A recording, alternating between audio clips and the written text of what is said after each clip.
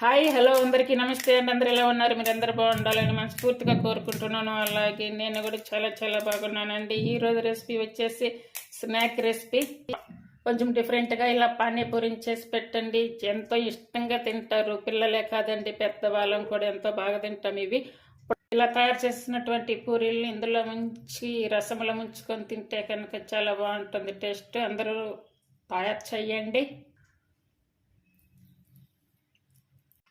ఇది ఎలా తయారు చేయాలి ఈ వీడియోలో చూపిస్తాను. ప్లీజ్ ముందుగా కుక్కర్ తీసుకొని ఇందులో 1 కప్పు వరకు అయితే శనగలు చూసారు కదా, ఈ నల్ల శనగలు ఇవి పొట్టుతోటి తీసుకోవాలి. ఇవి గుండె జబ్బులకు కూడా చాలా మంచిదండి ఇవి. అలాగే ఈ ఆలు వచ్చేసి నేను 2 ఆలు తీసుకున్నాను. 1 కప్పు శనగలకి 2 ఆలు అయితే తీసుకుంటున్నాను. అంటే మనకి ఇంట్లో ఎంతమందికి సరిపోతాయో దాన్ని బట్టి తీసుకోవాలి. అలాగే టమాటో, ఈ టమాటో కూడా 1 టమాటో అయితే తీసుకొని ఇలా కట్ చేసుకోవాలి. స్నాక్ అయితే చాలా బాగుంటుంది.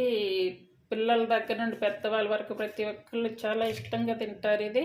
ఇప్పుడు నేను చేసే పద్ధతుల్లో కొంచెం డిఫరెంట్గా చేయండి. చాలా బాగుంటుంది. టేస్ట్ కూడా చాలా బాగుంటుంది. ఇందులో టేస్ట్ సరిపడా సాల్ట్ అయితే కొద్దిగా వేసుకోవాలి. అలాగే ఆయిల్ వేస్తే కనుక ఇవి తొందరగా ఉడుకుతాయి.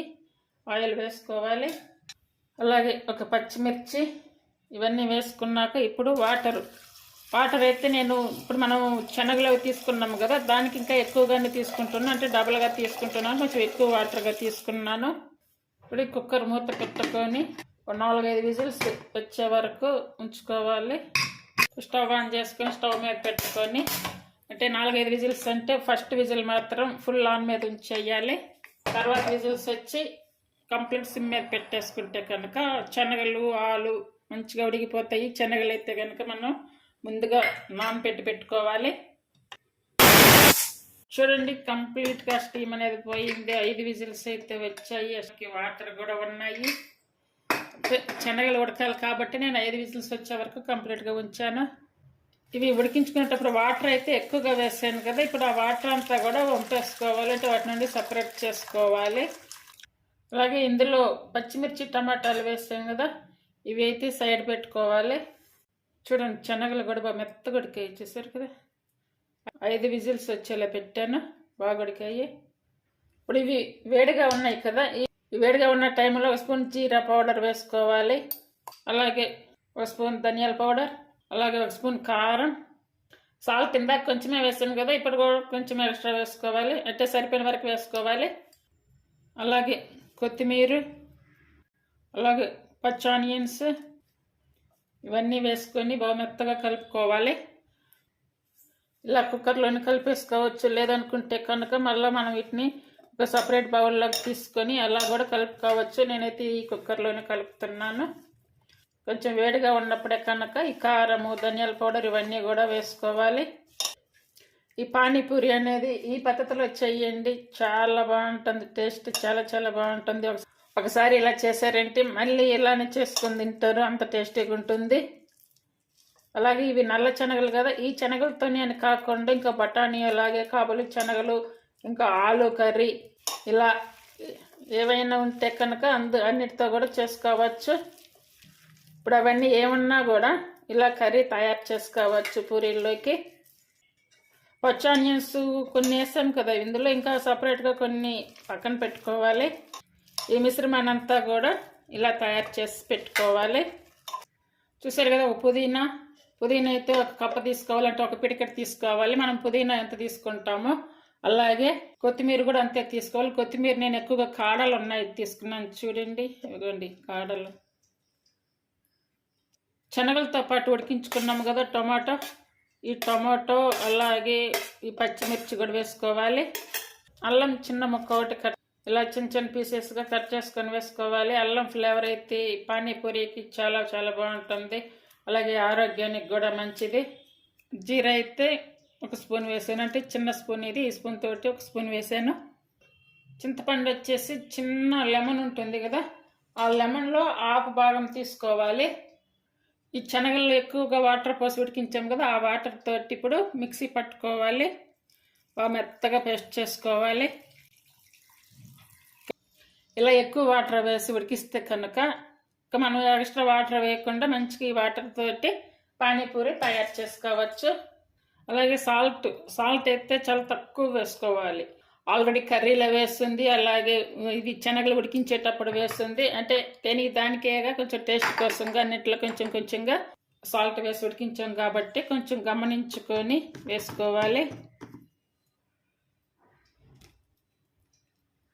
చూసారుగా జ్యూస్ పట్టడం అయితే రెడీ అయ్యింది.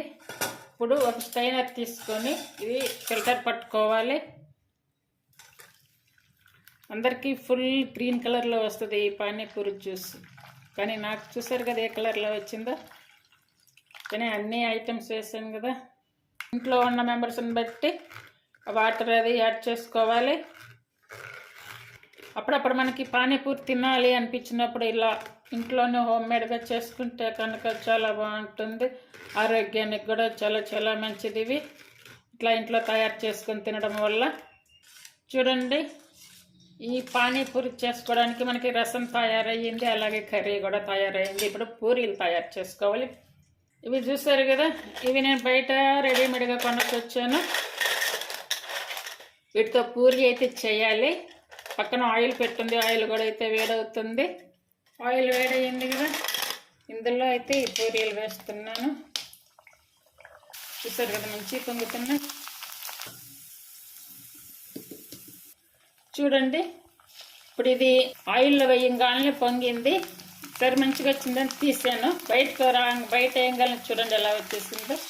అలా కాకుండా సిమ్ మీద పెట్టేసుకొని కొంచెంసేపు ఆయిల్లోనే కొద్దిగా అట్లా ఫ్రై అవనివ్వండి. ఇప్పుడు మనకి బయటికి తీసినా కూడా మంచిగా ఉంటాయి. గట్టితనం అనేది ఉంటుంది పూరి.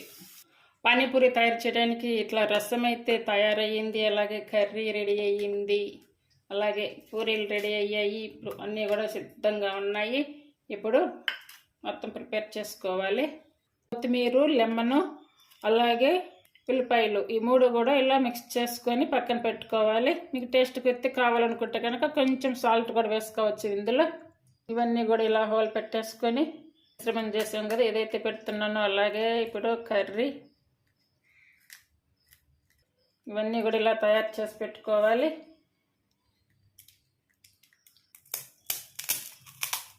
పిల్లలే కాదండి, పెద్దవాళ్ళు కూడా చాలా ఇంట్రెస్టింగ్గా తింటారు ఈ పానీపూరి అనేది. కానీ చెయ్యాలంటే కొంచెం టైం పడుతుందేమో, కానీ ఇలా ఇంట్లో కొంచెం ఓపిక చేసుకొని తయారు చేసుకుంటే కనుక మనకి ఇంట్లో పిల్లలకి ఇంట్లో వాళ్ళకి చేసి పెడితే ఏమన్నా తృప్తి ఉంటుంది, వాళ్ళకి కూడా మంచిగా ఇంట్లో తిన్నామన్న తృప్తి కూడా ఉంటుంది. ఇలా తయారు చేయండి. అందరూ టమోటా వేసాను కదా, అందువల్ల కొంచెం రసంకి అయితే కలర్ చేంజ్ అయ్యాయి. పచ్చి అల్లం అవన్నీ వేసి చేశాను, చాలా బాగుంటుంది. చూసారు కదా, అన్నీ కూడా ఇలా సిద్ధం చేసి పెట్టుకోవాలి. ప్లీజ్ ఈ రెసిపీ మీకు నచ్చినట్టయితే లైక్ చేయండి, షేర్ చేయండి, సబ్స్క్రైబ్ చేయండి, అలాగే ఛానల్ సపోర్ట్ చేయండి. ఛానల్ సపోర్ట్ చేస్తే మీకు అందరికి కూడా చాలా థ్యాంక్ యూ అండి. ప్రతి ఒక్కరూ తయారు చేయొచ్చు. కొత్తగా నేర్చుకునే వాళ్ళు కూడా ఈ పద్ధతిలో తయారు చేయండి. అంత ఒకవేళ పూరీలు కూడా ఇంట్లో తయారు చేసుకోవాలి అనుకుంటే కనుక తయారు చేయొచ్చు. అలాగే నేనైతే వీటి వరకు బయట కొనుక్కొచ్చి ఇంకా కర్రీ అలాగే రసం ఇవన్నీ కూడా ఇంట్లో తయారు చేశాను. హోమ్మేడ్గా అయితే చాలా టేస్టీగా ఉన్నాయి, చాలా బాగున్నాయి.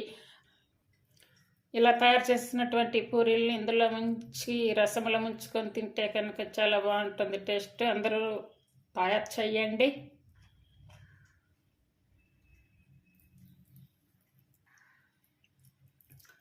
ఈ వాటర్లో రసములు ఇలా ముంచి ఇలా పెట్టేసుకొని అలాగే అన్నీ కూడా ఇలా పెట్టేసుకొని చూడండి.